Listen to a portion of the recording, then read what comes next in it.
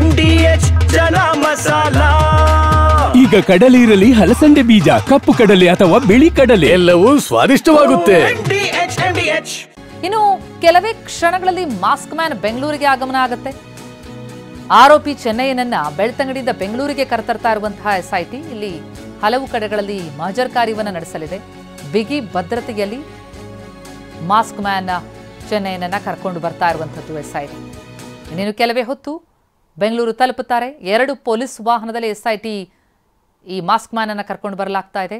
ಬುರುಡೆ ತೆಗೆದುಕೊಂಡು ಬೆಂಗಳೂರಿಗೆ ಹೋಗಿದ್ದಾಗಿ ಚೆನ್ನಯ್ಯ ಹೇಳಿದ್ದ. ಬೆಂಗಳೂರಿಗೆ ಬುರುಡೆಯನ್ನು ತಂದಿದ್ದೆ ಅಂತ ಆತ ಹೇಳ್ಕೊಂಡಿದ್ದ. ಆ ಹಿನ್ನೆಲೆಯಲ್ಲಿ ಆತ ಎಲ್ಲೆಲ್ಲಿ ಹೋಗಿದ್ದ ಅನ್ನೋದ್ರ ಬಗ್ಗೆ ಈಗ ಮಹಜರ್ ಕಾರ್ಯ. ಎಲ್ಲ ಬೆಳವಣಿಗೆ ಕುರಿತಂತೆ ಇನ್ನಷ್ಟು ಡೀಟೇಲ್ಸ್ ಪಡಿತಾ ಹೋಗೋಣ. ನಮ್ಮ ಪ್ರತಿನಿಧಿ ಪೃಥ್ವಿ ಈಗ ಸಂಪರ್ಕದಲ್ಲಿದ್ದಾರೆ. ಪೃಥ್ವಿ, ಧರ್ಮಸ್ಥಳ ಪ್ರಕರಣಕ್ಕೆ ಸಂಬಂಧಪಟ್ಟಂತೆ ಸಾಕಷ್ಟು ಬೆಳವಣಿಗೆಗಳಾಗ್ತಾ ಇದೆ. ಒಂದು ಕಡೆ SIT ಈ ಮಾಸ್ಕ್ ಮ್ಯಾನ್ ಅನ್ನ ಬೆಂಗಳೂರಿಗೆ ಕರ್ಕೊಂಡು ಬರ್ತಾ ಇದೆ. ಮತ್ತೊಂದೆಡೆ ಈ ಮಟ್ಟಣ್ಣನವರು ಕೊಟ್ಟಂತಹ ದಾಖಲೆಗಳ ವಿಚಾರಕ್ಕೆ ಸಂಬಂಧಪಟ್ಟಂತೆ SIT ಇಂದ ತನಿಖೆ ಯಾವ ಹಂತದಲ್ಲಿ ಸಾಗ್ತಾ ಇದೆ, ಈ ಪ್ರಕರಣಕ್ಕೆ ಸಂಬಂಧಪಟ್ಟಂತೆ ಏನೇನು ಬೆಳವಣಿಗೆಗಳೀಗ ಕಂಡು ಬರ್ತಾ ಇದೆ?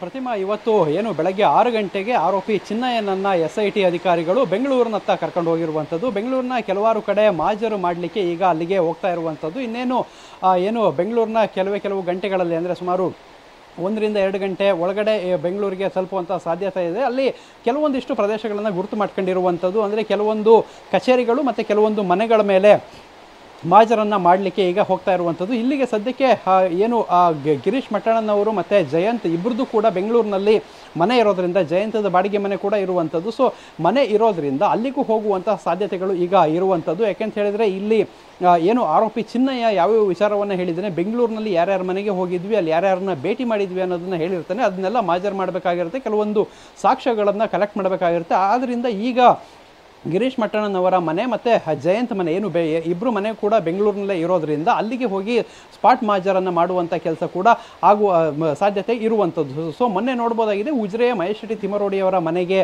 ಏನು ಮಾಜರನ್ನು ಮಾಡಿದ್ರು. ಮಾಜರನ್ನು ಮಾಡಿ ತಡರಾತ್ರಿವರೆಗೂ ಕೂಡ ಅಲ್ಲಿ ಮಾಜರನ್ನು ಮಾಡಿದ್ದು. ಸೊ ಅದಾದ ಬಳಿಕ ಇವರಿಬ್ಬರು ಮನೆಗಳಿಗೂ ಕೂಡ ಇವತ್ತು ಮಾಜರು ಮಾಡುವ ಸಾಧ್ಯತೆಗಳಿದೆ. ಸೊ ಪೊಲೀಸರ ತಂಡ ಚಿನ್ನಯ್ಯನನ್ನು ಕರೆದುಕೊಂಡು ಆ ಕಡೆನೇ ಹೋಗ್ತಾ ಇದೆ ಅನ್ನೋ ಮಾಹಿತಿ ಕೂಡ ಇರುವಂಥದ್ದು. ಸೊ ಅದ್ರ ಜೊತೆಗೆ ಕೆಲವೊಂದು ಕಚೇರಿಗಳು, ಬೆಂಗಳೂರಿನ ಕಾಮಾಕ್ಷಿ ಪಾಳ್ಯ ಸುತ್ತಮುತ್ತ ಇರುವಂತಹ ಕೆಲವೊಂದು ಕಚೇರಿಗಳೇನಿದೆ ಆ ಕಚೇರಿಗಳ ಮೇಲೂ ಕೂಡ ಹೋಗಿ ಅಲ್ಲಿಗೂ ಹೋಗಿ ಸ್ಮಾರ್ಟ್ ಮಾಜರ್ ಮಾಡುವಂಥ ಕೆಲಸ ಕೂಡ ಆಗಲಿರುವಂಥದ್ದು. ಸೊ ಇದೆಲ್ಲ ಒಂದು ಕಡೆ ಆದರೆ, ಇನ್ನೊಂದು ಕಡೆ ಯೂಟ್ಯೂಬರ್ ಸಮೀರ್ ಇವತ್ತು ಮತ್ತೆ ವಿಚಾರಣೆಗೆ ಹಾಜರಾಗುವಂಥದ್ದು. ಬೆಳ್ತಂಗಡಿ ಪೊಲೀಸರು ಫೋನ್ ಮಾಡಿ ಇವತ್ತು ವಿಚಾರಣೆಗೆ ಬರಲೇಬೇಕು ಅಂತ ಹೇಳಿದರೆ. ಸೊ ಅದರಿಂದ ಈಗ ಸಮೀರ್ನನ್ನು ಅವರ ವಕೀಲರಾದಂಥ ಸಿರಾಜುದ್ದೀನ್ ಅವರು ಅವ್ರನ್ನ ಕರ್ಕೊಂಡು ಇವಾಗ ಪೊಲೀಸ್ ಠಾಣೆಗೆ ಮಧ್ಯಾಹ್ನ ಮೇಲೆ ಬರುವಂಥ ಸಾಧ್ಯತೆಗಳಿದೆ. ಯಾಕೆಂತ ಹೇಳಿದರೆ ಸಿರಾಜುದ್ದೀನ್ ಬೇರೆ ಬೇರೆ ಅಂದರೆ ಇದು ಕೋರ್ಟ್ ಕೆಲಸಗಳಲ್ಲಿ ಬ್ಯುಸಿ ಇರೋದ್ರಿಂದ ಅವರು ಮಧ್ಯಾಹ್ನ ಮೇಲೆ ಸಮೀರ್ನನ್ನು ಕರ್ಕೊಂಡು ಬರುವಂತಹ ಸಾಧ್ಯತೆಗಳಿದೆ.